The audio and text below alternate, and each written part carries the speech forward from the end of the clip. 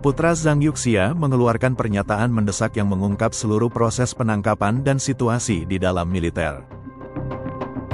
Ayah saya ditangkap di sekolah partai pusat oleh Biro Operasi Khusus dari Kementerian Keamanan Publik, sebuah proses yang sepenuhnya ilegal dan sangat cacat. Tuduhan dingin yang dilaporkan berasal dari Zhang Sen, putra Wakil Ketua CMC Zhang Yuxia, telah mengirimkan gelombang kejutan ke publik.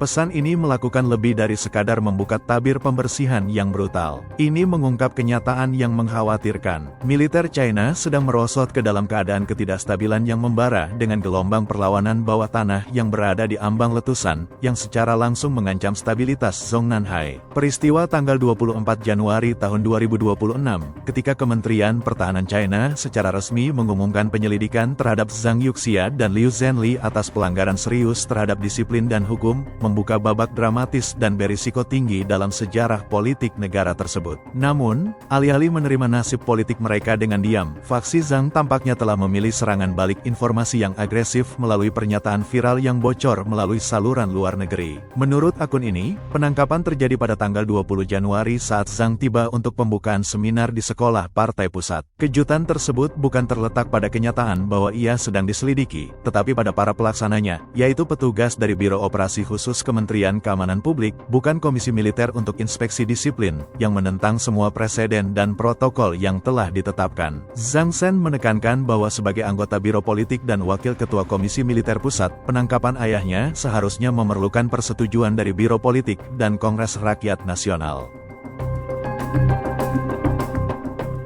Menggunakan pasukan polisi untuk secara langsung menangkap pemimpin militer tingkat atas dipandang bukan hanya sebagai kesalahan prosedur hukum, tetapi sebagai tamparan terhadap kehormatan Korps Jenderal yang memicu reaksi berantai ketidakpercayaan di seluruh jajaran. Pernyataan tersebut berupaya membongkar tuduhan pengkhianatan rahasia negara atau konflik dengan pemimpin tertinggi, dengan menegaskan bahwa Zhang Yuxia tetap setia sepenuhnya pada sistem tanggung jawab Ketua CMC. Yang paling menonjol, pesan tersebut secara eksplisit menyebut penghasutnya adalah Zhong Xiaojun, kepala kantor CMC, bersama dengan kelompok kepentingan korup yang diduga disinggung oleh Zhang selama pembersihan militernya.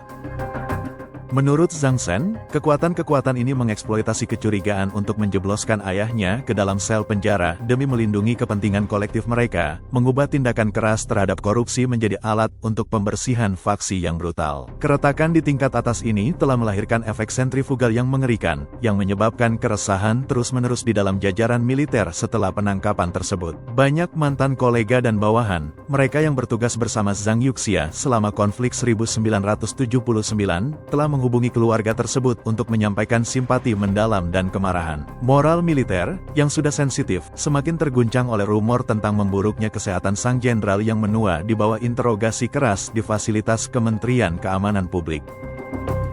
Gambar kendaraan lapis baja di jalanan dan pesawat militer yang terbang rendah di berbagai provinsi dipandang oleh para pengamat sebagai bukti upaya putus asa untuk membendung ketidakpuasan yang meningkat. Menghadapi hal ini, pemimpin Xi Jinping tampak tenggelam dalam pusaran politik berisiko tinggi. Fakta bahwa Komite Tetap NPC belum mencabut status deputi kedua jenderal tersebut menunjukkan bahwa pihak oposisi memanfaatkan cacat prosedur ini untuk mencegah Xi menyelesaikan pembersihan ini dengan lancar.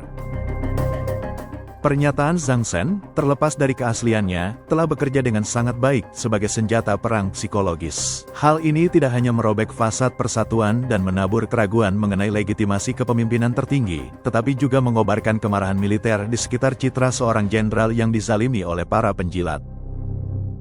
Jika PKC terus menggunakan penahanan ilegal dan kekerasan untuk menundukkan tokoh-tokoh sekaliber itu, konsekuensinya mungkin menjadi tidak terkendali. Begitu moncong senjata mulai gemetar dan loyalitas militer tidak lagi terpusat, harganya akan lebih dari sekadar jatuhnya seorang individu. Itu akan menjadi destabilisasi total dari fondasi rezim itu sendiri di ambang pergolakan bersejarah.